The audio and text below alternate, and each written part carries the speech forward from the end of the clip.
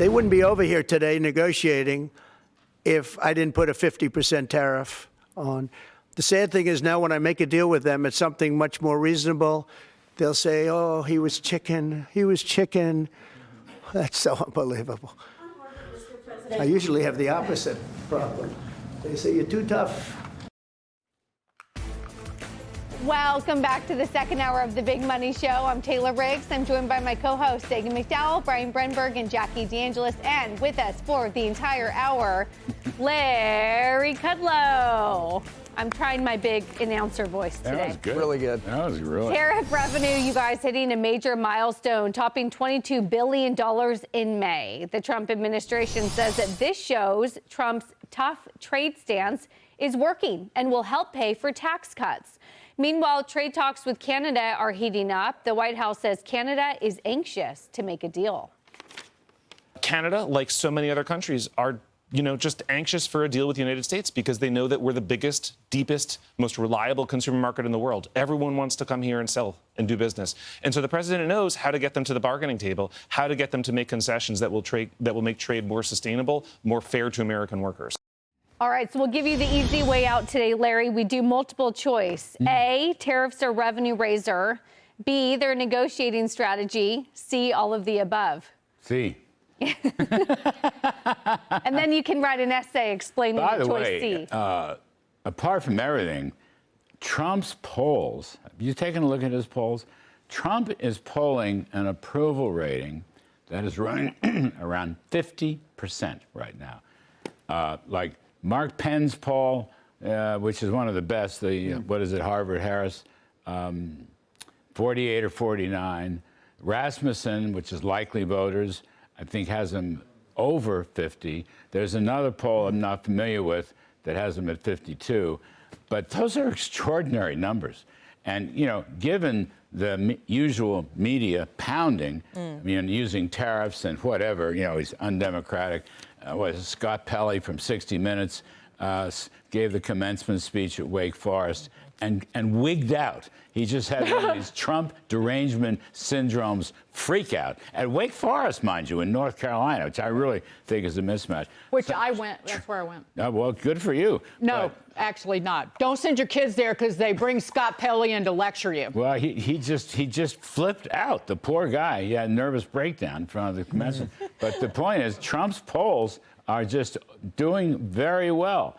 The leadership quotient that he is showing is phenomenal. And you don't have to agree with all the stuff. I get that. But people see a guy who is leading the country, making good, promises made, promises kept, and taking action. He's taking actions almost every day. You might not like the actions, but this guy is the leader. Unfortunately, the other guy had no idea what was going on around him with auto pens signing executive orders. I don't want to go there. I don't waste our time. But Trump's performance is phenomenal. Dagan, you've talked a lot about a 10% baseline tariff because it is a decent revenue raiser. How are you thinking about this? That when President Trump came out last week and said, EU, 50% tariff, June 1, was it Friday morning? I thought, those Euros that are dragging their feet. That's why he's doing this. There were riots in Paris. And I was like, because they're the people who take, as I said, Wednesday afternoon off and get 2 months of guaranteed vacation or however long it is. So he's just throwing down the social media gauntlet, and sure enough, ring-a-ding-ding. So look at the numbers, though. It's fascinating. The 10% baseline tariff, which I think is going to be around for a while, frankly. I've been saying that's one of the critical things that President Trump wants, but in part because I've talked to you about it. This was in the campaign. Yes.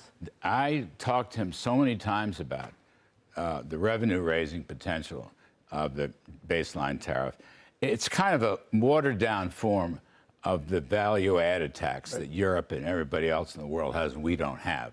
And it's not 20, it's not 30, it's 10. Okay, so that's okay. Anyway, we're running now on a yearly run rate, a 12-month run rate of at least $200 billion, and it could be more.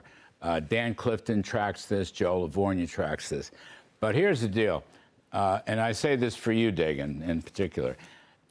I like the revenue collections, but they must be tied to lower taxes. Yeah. That's what I don't want anybody to spend those tariff revenues. Jackie, weigh Put in on that. more money in people's pockets, lower the tax, the brackets, lower the tax rates, okay? So we can have an Art Laffer supply side boom.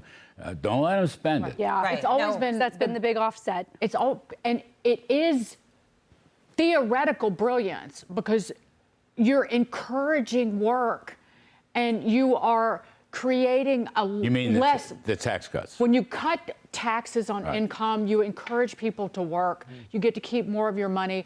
And if you slightly tax imports of goods, you are discouraging consumptions of things that are made elsewhere. It is genius.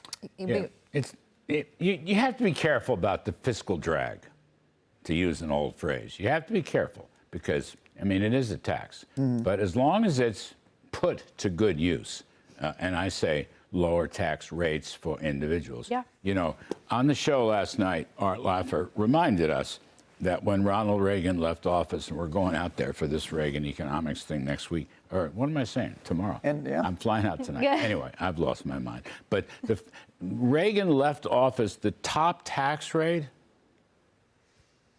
28%. Wow. And how many other tax brackets were there? One other. 15. Nice. Tax Simple. 15 and 28, Love it. which had it was like a 97-0 vote in the Senate. Total bipartisanship to simplify and reduce tax rates to Gosh, grow. live in Jackie, a how do we different get world. back there, right? Honestly. Weigh in. That- Well, we were talking about it yesterday within the context of revoking the tax exempt status for schools, reducing federal funding, that if we're going to do DOGE cuts and be able to save money, or we're going to do tariffs and we're going to be able to raise revenue, that we've got to do the right thing with the money. So your thing is let's pay for those tax cuts. Everybody's worried about the difference in the bill of roughly $2 trillion. Where is it going to come from? You say from growth. Some of it could come from this. Taylor, your concern yesterday was, well, let's maybe use some of that to pay down our debt. As long as it goes to one of those two places, I would generally be okay with it. What concerns me is that it gets siphoned off to pay for more entitlements. You've got some Republicans who don't want to take those things away.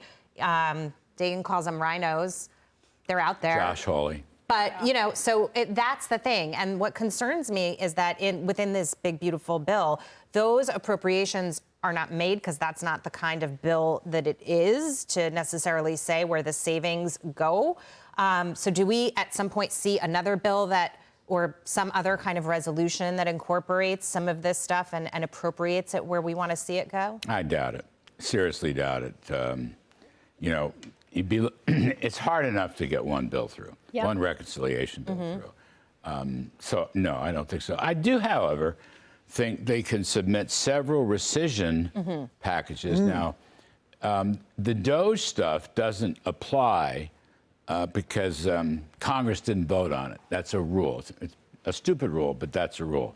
However, they're going to send up $9 billion in rescissions. That's being announced. I got Russ Vogt, OMB director, coming on. He's going to formally announce it this afternoon.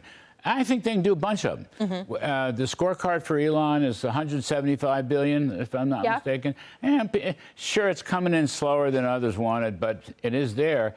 Just think you have $175 billion worth of rescission packages. Right. You just keep putting them up, putting them up. It would be so totally cool and would send a great message to the public that they're doing their job. Brian, weigh in a little bit on this, because with the DOGE stuff, there's been some criticism from people on the right that Elon Musk put his company, his reputation, in many ways his life out there for DOGE. And if we don't codify it, or if we're not serious about real spending cuts in the BBB, then we're sort of doing him a disservice given everything he's sacrificed and trying to really hammer home cut, not a slowing in the increase in the spending.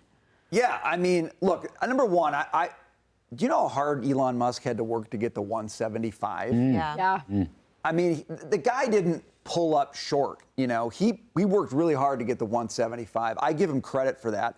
The problem is the guys who get elected from the party he was helping don't have the same guts as him, because I think they care more about the job they have in the Senate than they care about the job they're supposed to do in the Senate. Some of them. And some of them, okay? And that's the problem. You talk about, you know, late in Reagan administration, I mean, that's getting almost close to like a flat tax, Larry. Yes. At that point. Yes. Tempting. But, and if you're, and I can't verify the number, but if that got through 97 to nothing, Yes. you got Democrats on board right now. Al Gore voted for it. Bill Okay. Bradley voted for it. Okay, but all those Dems, those are moderate Democrats, but they're gone now. Where'd they go? They're gone. But R.I.P. But you had, you did have, you know, I think President Trump can do what President Reagan did. President Reagan was very popular.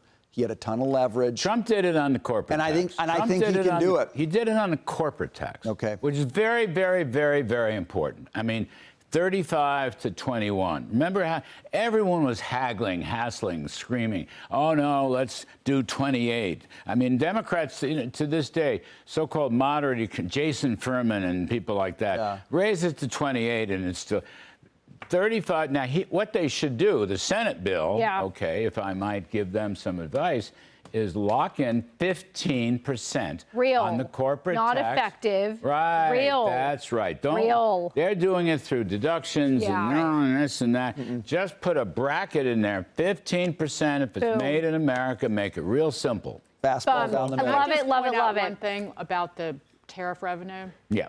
not opposed to it, but the $22 billion in tariff revenue, you need 4.6 times that amount just to cover the interest on the debt in the most recent month.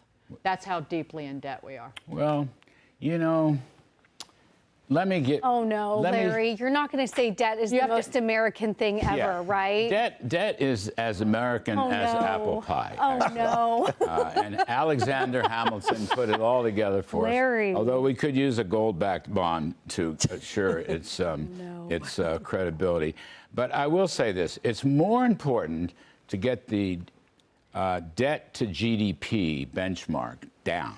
It's more important because that measures the debt burden on the economy. Okay, and I want to say one other thing. I know.